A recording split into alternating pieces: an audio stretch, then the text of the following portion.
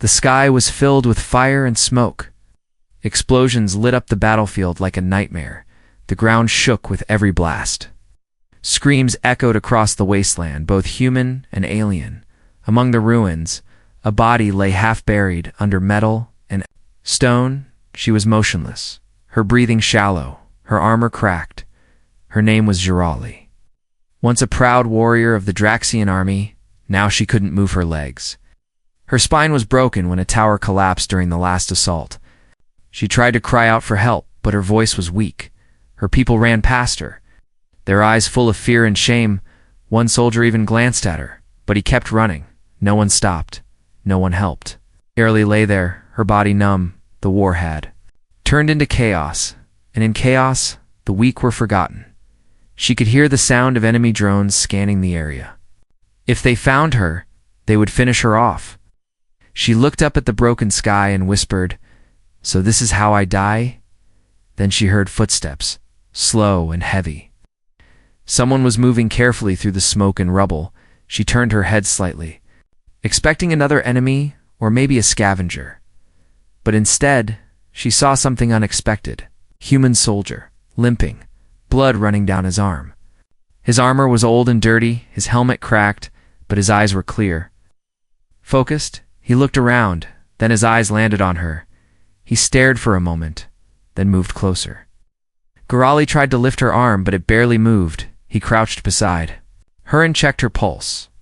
"You're alive," he said quietly, more to himself than to her. Jirali blinked, shocked. He was human, her enemy. Why was he helping her? "You should go," she managed to whisper.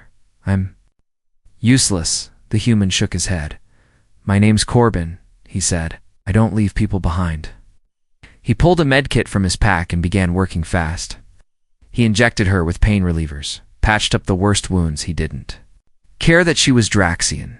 He didn't care that she had no way to fight. From a distance, a voice shouted, "Corbin, leave her. She's not worth it." It was one of his own squad members, but Corbin didn't stop. He looked down at Jirali and said, "Can you move your arms?" She nodded slowly. "Then that's enough," he said. "I'll handle the rest." He grabbed a piece of scrap metal and made a stretcher. With effort and care, he lifted her broken body onto it. Jirali winced in pain, but didn't protest. She couldn't believe what was happening. A human was risking his life for her. The smoke grew thicker, and more drones flew overhead. Corbin dragged the stretcher behind him, using walls and broken tanks for cover. Jirali watched him struggle, sweat pouring down his face. Every few steps he paused to catch his breath, but he never let go. After nearly an hour, they reached an old bunker entrance. The door was jammed, but Corbin kicked it until it opened. Inside, it was cold and dark. He laid her down gently and lit a small lamp. Jirali looked at him, her voice trembling. "Why? Are you helping me?" Corbin sat down beside her, breathing hard. "Because someone should," he said, "and no one else will." Silence filled the room. Outside, the war raged on. Inside, two enemies sat side by side, one broken in body, the other broken in spirit. But maybe, just maybe, they weren't enemies anymore. Jirali closed her eyes, not to sleep, but to stop the tears. She had been abandoned by her own kind, and saved by a human. In that moment, something changed inside her. She didn't know what it was yet, but it felt like the start of something new. Not just survival, but a bond. A strange and dangerous one, but real.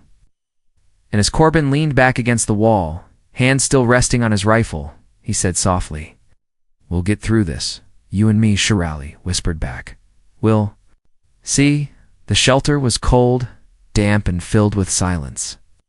Jirali lay on a thin mat made from old rags, her legs still useless. Every time she blinked, she saw fire. Memories of the battlefield wouldn't let her rest.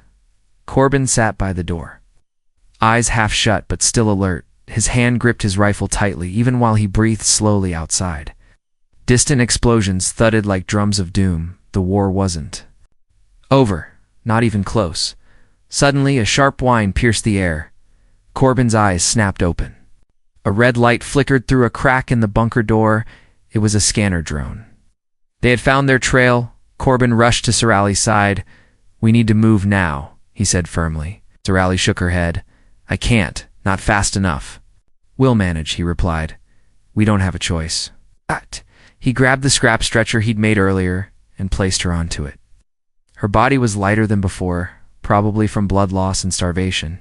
But even then, dragging her through a war zone was a death sentence.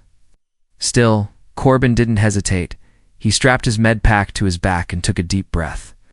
Then, with all his strength, he pulled the stretcher and opened the door. The world outside was brighter now. Red flames danced on ruined buildings. Drones zipped through the air like angry insects. Corbin ducked behind rubble and dragged Girali along narrow paths. He moved fast, using the smoke as cover. Girali winced with each jolt, but stayed quiet. She knew every second mattered. There's an old sewer tunnel ahead, Corbin said, voice low. Girali nodded. If we make it there, we can lose them. Blaster fire cracked near their position. A warning shot struck the wall just above Corbin's head. Go. She shouted, even though she couldn't run herself. Corbin kept moving faster now. A drone whirred just above them, scanning hard. He reached the tunnel opening. A rusted round hatch covered in grime. He kicked it once, twice, then it finally gave way. With no time to think, he pulled Girali down into the dark. They landed hard, water splashing around them. The tunnel stank of rot and old war chemicals. Corbin turned on a dim light strapped to his vest. The tunnel stretched far in both directions. He picked one and started pulling again behind them. The hatch slammed shut. Above, the drones hovered, confused. Inside the tunnel, the only sound was the dragging of metal and Corbin's breath. You still alive back there? He asked over his shoulder. Girali gave a weak smile. Barely, but yes. They moved for what felt like an hour. Then finally Corbin stopped near a broken wall where they could rest unseen. He sat down, soaked and shaking. His fingers were bleeding from gripping the stretcher. Girali stared at him, her voice soft. You didn't have to do this. He looked at her, exhausted, but clear-eyed. I know, he said. But I did for a few moments. Neither of them spoke then. Girali asked, Why are you really helping me? I was your enemy, Corbin sighed, and leaned his head back against the damp wall. I was a field medic before I became a soldier, he said. I've seen too many people die because no one cared. I don't care what side you're on. You're still a person? Girali stared at the ceiling, her throat tight in her world. Weakness was punished. Mercy was laughed at. And yet here was a human showing her something she never expected. Compassion. I used to be someone. She said suddenly, a warrior feared in 10 systems, undefeated in combat. Now I'm this. She gestured at her broken body. Don't say that, Corbin replied. You're still a fighter. I can see it in your eyes. His words didn't feel like pity. They felt real. And that scared her more than the war ever did. Suddenly, a loud crack echoed through the tunnel. Something had found their trail again. Corbin jumped up, rifle ready. He aimed toward the noise, finger steady on the trigger. Then silence. They waited, hearts pounding. Girali whispered, We can't stay here. Corbin nodded. There's a maintenance outpost not far from here. It's maybe 2 hours. It's risky, she said. Everything's risky now, he answered. He picked up the stretcher again, ignoring the pain in his arms. Girali reached out and placed a hand on his shoulder. It was small, a simple touch, but it was the first time she had reached out to him. It's not the other way around. And in that brief second, Corbin understood this wasn't just about saving a life anymore. It was about giving someone a reason to keep living. Ready? He asked. Girali nodded. Let's keep going. And through the fire, smoke, and darkness, a human and a paralyzed alien warrior continued their journey. Not as enemies, but something far more powerful, survivors together. The outpost was abandoned, its walls cracked. Wires dangling from the ceiling like dead vines, old lights flickered dimly. Casting long shadows on the stained floor, Corbin kicked the door open and dragged the stretcher inside Girali's body. Trembled from exhaustion, her skin had turned pale, and her breathing was shallow. He found an empty room with a metal table and set her down. We made it, he said, voice barely above a whisper. She nodded weakly. For now, Corbin locked the door, stacked furniture in front of it, and searched the outpost. Most of the supplies were either stolen or rotted, but in one broken cabinet, he found a med pack. Old but usable, he returned to Jirali and began checking her wounds again. The skin around her back was swollen and bruised. Her legs were still completely unresponsive. She looked up at him with tired eyes. "I can't feel them," she said quietly. Corbin didn't answer right away. He placed a small scanner on her spine and watched the screen. The result made his heart sink. "Your spinal cord's crushed," said gently. Shirelli already knew, but hearing it aloud made it worse. For a warrior like her, this was a death sentence. But Corbin didn't stop working. He cleaned her wounds, injected medicine, and covered her legs with a thermal blanket. "I used to lead fleets," she whispered, staring at the ceiling. "My enemies feared my voice, my name." She gave a bitter laugh. "Now I'm a burden." Corbin knelt beside her. Placing the scanner down, "You're not a burden," he said firmly. "You're alive." Jireli turned her head toward him. "You humans are strange," she muttered. "In my world, warriors like me are left behind. They call it honor. But it's just fear." Corbin looked down at his bruised hands. "Maybe that's why I'm not like the others," he said. "I've seen what happens when people are abandoned, and I swore I'd never be like them." A long silence followed, broken only by the hum of broken machinery. Then Jirali spoke again. "Why do you care so much about me?" He didn't answer right away. Instead, he walked to a broken drawer, pulled out a dusty box, and sat down. "My little sister was paralyzed after a shuttle crash," he said, voice low. "Our colony had no medical tech, no one to help. They said she wouldn't live long, that we should let her go, but I didn't. I fought for her. She's alive today, walking again because I didn't give up." Jarrell stared at him, heart heavy. She had seen humans. In battle, violent, reckless, dangerous, but this one, he was different. There was something in his eyes that no weapon could destroy hope. "You're going to try to fix me," she said softly. Corbin smiled. "I already started." He opened the box and pulled out parts wires, chips, metal, supports. "These are old battlefield braces," he explained, "used for broken legs, weak joints. They won't make you walk again fully, but maybe sit upright, move your arms better."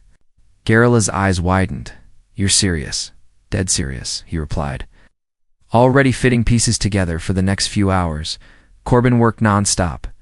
He built support braces and temporary stabilizers. He tested the sensors, rewired controls to her upper body. Shirali watched quietly, the fire inside her growing again. Not the fire of war, but the fire of survival. When the sun rose, faint light seeped through a broken window. Corbin stood up, wiped sweat from his face, and said, "Let's try it." He strapped the braces onto her legs and back, connected them to a small control unit on her chest, then he placed a hand behind her shoulder. "Ready?" Garali gave the smallest nod. He pressed the button. The braces clicked, lifted slightly, holding her body upright. Her legs didn't move, but her upper body held steady. Her arms could move again, slowly but surely. She looked at herself, half machine, half broken, and for once, didn't feel useless. Corbin grinned. "Told you it'd work." Shirali breathed out, voice trembling. "I'm sitting up. For the first time in days, you're not done yet," he said. "We'll make something better, stronger." Shireli looked into his eyes. For the first time since the war began, she smiled, a real, tired, grateful smile in that broken room among scraps and fire. A new warrior was beginning to rise, not with perfect legs or polished armor, but with something stronger, trust, and a human who refused to let her fall again. The morning light crept. Through cracks in the walls, dust floated in the air, silent like ghosts. Corbin stood at the window, holding his rifle tight.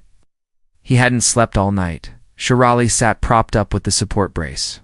Her arms stronger now, her eyes sharp again, but her legs remained still. She watched Corbin scan the horizon. "Something's wrong," she said quietly. He nodded. "They're tracking us." Outside, the wind carried the distant sound of engines. Not just drones, but something heavier. Armored vehicles, maybe even a squad. "They're not going to stop," Shirali muttered. Corbin turned to her. "Then we keep moving." He helped her onto the stretcher again, but this time it was different. Shirali wasn't limp or silent anymore. She held a blaster in her hand, aimed and ready. "If anyone comes near us," she said, "I shoot first." Corbin gave a tired smile. "That's the spirit." They exited the outpost through a broken tunnel on the far side. The sun was high now, and the heat made the ground shimmer. The wasteland stretched in every direction, ruined cities, smoking hills, fallen towers. Every shadow could hide a drone. Every echo could be a soldier. Shirali used her visor to scan ahead. "There's a downed enemy crawler 3 clicks east," she said. "If we can power it up, we'll move faster." Corbin nodded and began dragging the stretcher over cracked stone and dry sand. They moved fast, stopping only when necessary. Corbin kept checking the sky. Shirali kept her finger on the trigger. By the time they reached the crawler wreck, both were soaked in sweat. The crawler was still half buried in the dirt, but the power core blinked dimly. Corbin climbed inside, pulled wires, tapped the console. Checked the console. "I think I can bring it to life," he said. Shirali watched the hills while he worked. Her ears twitched. Something moved in the distance. Not wind, not debris. Boots. "Corbin," she said sharply. He looked up, eyes wide. She pointed. 3 figures moving fast. Corbin jumped out of the crawler. "Rifle in hand, they're scouts," he muttered, "which means more are coming." He rushed back to the wires and jammed a tool into the power relay. The crawler gave a cough of energy and shook. "Get in," he shouted. He helped Shirali up and secured her inside the seat, strapping her tight. The moment he turned the engine over, the crawler roared to life. Dirt and ash kicked up behind them as Corbin pushed it forward. The enemy scouts opened fire. From the hills, shots slammed into the side of the crawler, cracking glass and denting steel. Shirali returned fire with deadly aim. Her hands were steady, her mind focused. 2 scouts dropped before they could even reload. "You never said you were this good," Corbin said while driving. Garrily grinned. "You never asked." Behind them, more enemy vehicles appeared, faster, stronger, armed. Garali turned her gun to the back and yelled, "Faster, Corbin." "I'm already burning the engine," he shouted back. The chase ripped across the wasteland. Missiles exploded nearby, flipping metal into the air. The crawler swerved between broken buildings and dead trees. Corbin's hands were blistered. From holding the wheel, Garali's arm was bleeding from a graze. But she kept firing. Up ahead, a canyon split the land in 2. "There's a bridge," Corbin said. "We can make it." Jerry looked behind them. 3 enemy bikes and a hover tank. "We're gaining speed. If we don't make it, we're dead," she said plainly. Corbin didn't answer. He just hit the throttle. The crawler roared louder, shaking under pressure. The bridge came into view, half broken, unstable. Corbin drove straight at it. Shirali held onto her seat, eyes wide. The crawler hit the edge, bounced, then soared over the gap. For a moment, time froze. They landed hard, metal screeching, but the crawler stayed upright. Behind them, the bridge gave out, collapsing under the enemy tank. Explosions filled the air as the canyons swallowed the vehicles. Corbin slowed down and finally stopped under a crumbling tower. Smoke poured from the engine. But they were safe, for now. Both of them breathed hard. Garrily looked over at Corbin. "You're crazy," she said. He chuckled. "Maybe, but you're alive." She looked down at her legs, still unmoving. But something in her heart had shifted. "I didn't think I'd make it this far," she whispered. Corbin looked at her seriously. "We're not done yet," he said. "They'll come again." Shirali's grip on her weapon tightened. "Then let them," she said. "They'll see what happens when you hunt someone with nothing left to lose." And in that moment, they weren't just running. They were preparing to fight back, together. The crawler's engine had died. Smoke rose from the back, black and bitter. Corbin jumped out and checked the damage. One look told him everything. There was no fixing it here. Shirali sat still, braced by the straps inside. Her hands gripped her weapon, eyes scanning the horizon. "Any luck?" she asked. He shook his head, wiping oil from his fingers. "We're done driving."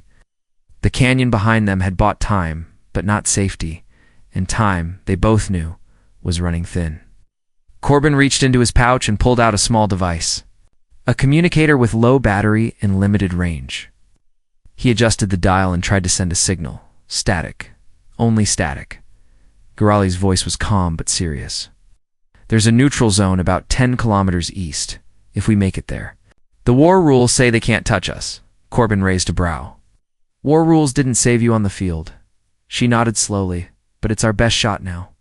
He helped her down from the crawler and set her on the stretcher again. It was falling apart, but still usable. Shirali looked up at the tall tower beside them. Cracked.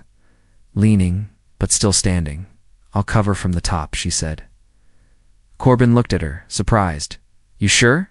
She nodded. I may not walk, but I can still fight. He carried her into the tower's lower floor. The stairs were gone, but he found a service lift and forced it to work. The motor groaned as it pulled them upward. At the top, he placed her near a shattered window. From there, she could see almost everything. She set up her blaster, adjusted the angle, and tested her aim. Corbin smiled. You look like a sniper again. Never stopped being one, she replied with a small grin. Then he handed her a flare gun. If I'm in trouble, he said, you fire this. Girali took it without hesitation. If you're in trouble, I'll do more than that. Corbin left the tower and began moving east, alone. He knew the terrain would slow him down. But he also knew they needed help, food, maybe even shelter. Shirali watched him go, her chest tight. She hated feeling useless, but even from the tower, she could still protect him. Hours passed, the wind howled, and ash drifted through the air like dead snow. Then she saw movement shadows near the base of the hills, adjusted her scope, heart pounding. 3 soldiers in dark armor moved silently toward Corbin's path, not just scouts hunters. Girali raised her weapon, focused, and held her breath. The first shot hit the lead soldier's helmet. He dropped instantly. The other 2 dove for cover, but she was faster. Her next blast struck the second one in the leg. He screamed and fell. The third aimed up at the tower. Girali fired. Again his blaster flew from his hands. He turned to run, but before he could vanish, Corbin appeared. He took the last one down with a quick burst of fire. He looked up at the tower and raised his hand. Girali returned the signal. They had made it through another fight by sunset. Corbin returned, breathing hard. I found a station, he said, half destroyed. But there's medical supplies and a working pod. Together, they traveled through the ruins. Corbin pushing, Girali watching every direction. The station appeared ahead, metal doors wide open. Inside, a holographic banner still flickered, neutral. Territory. Girali laughed softly. We made it. Corbin nodded. For now, but the moment they entered, a group of armed guards stepped forward. They weren't enemies or allies, just survivors. Running the place like a checkpoint, one of them, a tall alien in dark robes, stepped forward. She's Draxian, he sneered, pointing at Girali. She's not welcome here. Corbin stood firm. She's injured, not a threat. Doesn't matter, the alien said. We don't treat monsters. Girali looked away, heart sinking. Corbin stepped forward, voice cold. Then treat me like 1-2. If she doesn't get help, I'll shut this place down myself. The guards raised their weapons, but the leader paused. Corbin stared straight into his eyes, a silent challenge, a silent promise. 10 seconds passed, then the leader growled. Fine, you've got.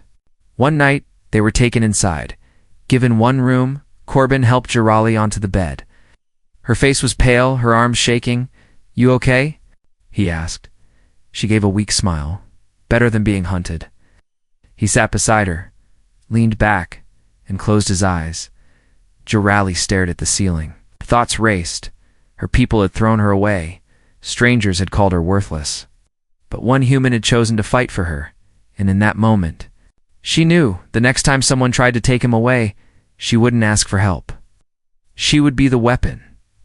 Morning came, soft and cold. The room was quiet. Corbin sat by the window, watching a storm gather in the distance. Girali still lay on the bed, breathing slow but steady. Her face was calm, but her hands were clenched.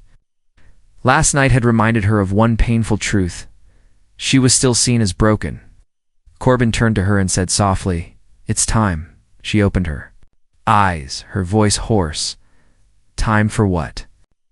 He smiled gently, "To become a warrior again." They moved to the back of the neutral station where old supplies were stored.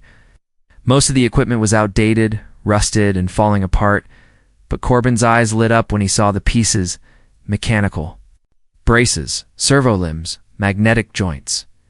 He walked to a console, powered it with a backup core, and started scanning the components. Garrely looked at the pile and said, "You really think this will work?" Corbin replied, "I don't think I believe." They began the work together. Garrely sat upright in a chair, while Corbin adjusted straps and realigned broken frames.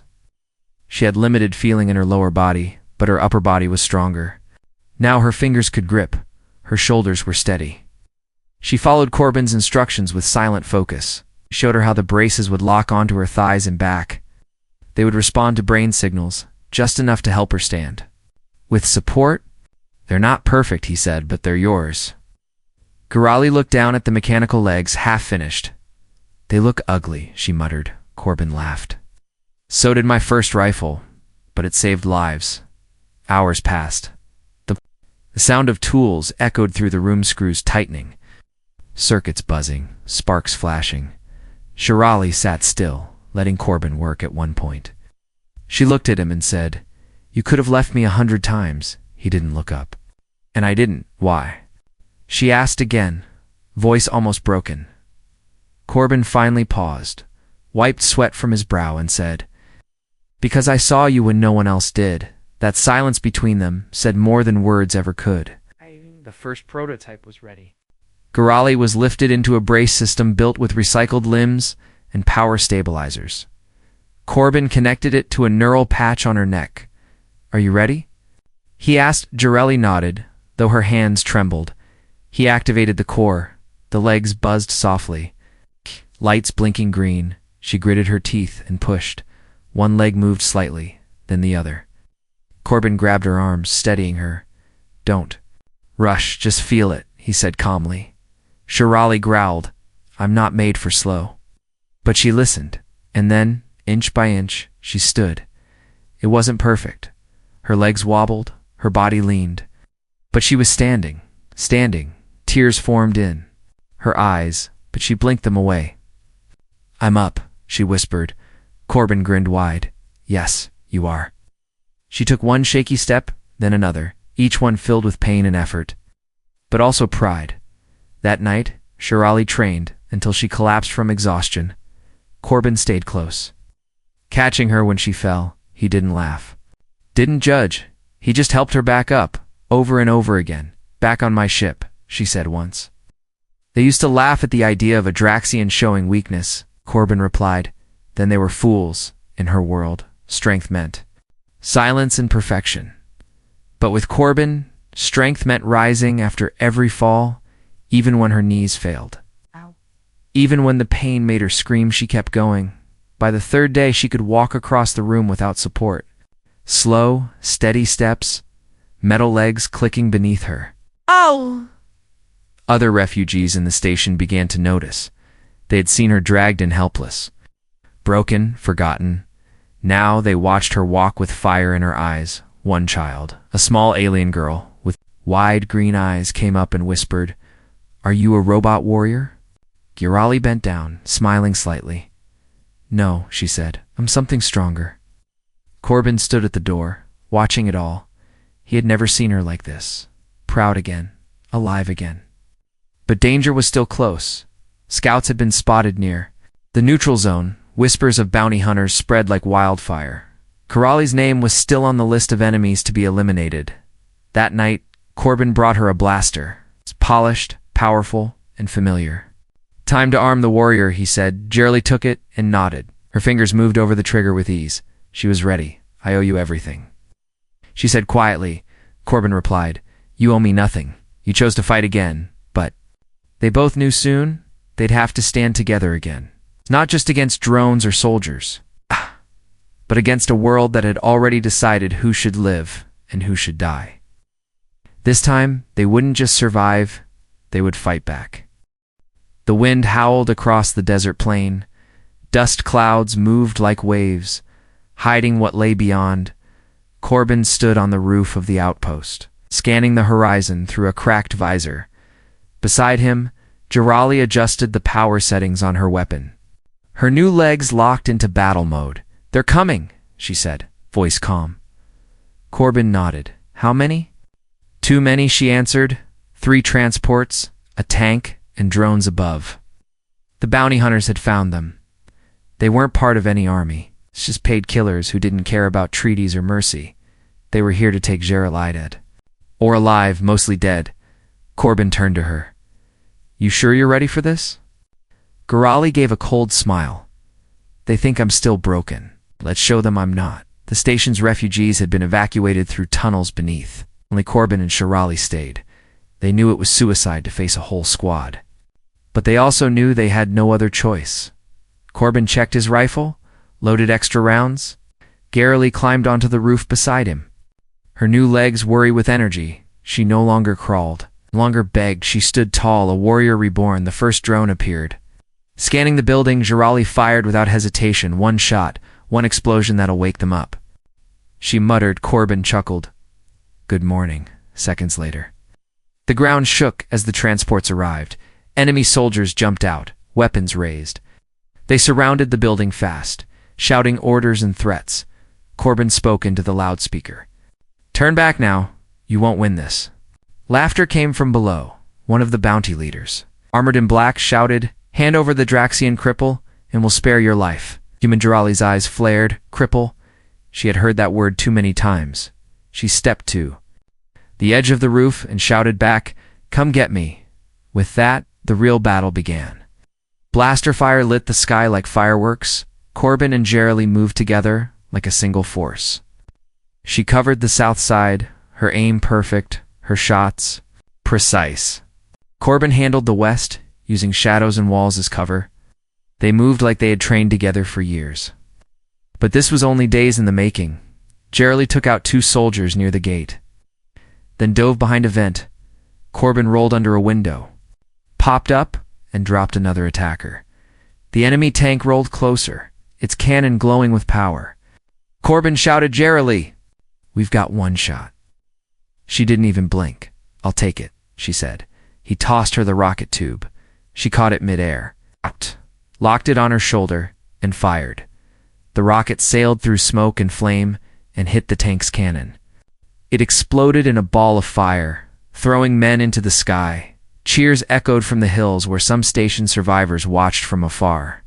The impossible was happening to warriors 1 human, 1 half-metal holding off an army, but they weren't. Untouched, Corbin took a hit to the arm, bleeding badly. Jirali limped on one side as her brace flickered with damage. Still they fought, still they stood. The last group of bounty hunters tried to rush the entrance. Corbin ran down to meet them face to face. He pulled his sidearm and fired every bullet with steady hands. 1 attacker tackled him to the ground. They wrestled in the dust until Corbin slammed his rifle stock into the man's jaw. Up above, Jirali screamed his name. "Corbin!" She leaped from the roof, her mechanical legs absorbing the impact. She crashed into 2 enemies, knocked them down, and dragged Corbin to safety. He coughed and laughed. "You jumped off a building for me." Jirali smiled through the blood. On her face, "You're the only one who believed in me." The last of the bounty hunters saw what was left and ran. Drones fell from the sky, and silence returned. Ow. Only the sound of the fire crackling in the distance remained. Jirali helped Corbin up. They limped together back to the outpost wall and looked out at the burning battlefield. No one clapped, no one cheered, but they didn't need it. They had survived. They had 1 hour later, other fighters from different factions arrived. They had heard of what happened. A Draxian warrior and a human soldier had defended the station. From death itself, Jirali's name was no longer a mark of shame. It was now a legend. They offered her medical ships, medals, apologies, but she only asked for one thing. "Make him safe," she said, pointing at Corbin. "He's not just a human.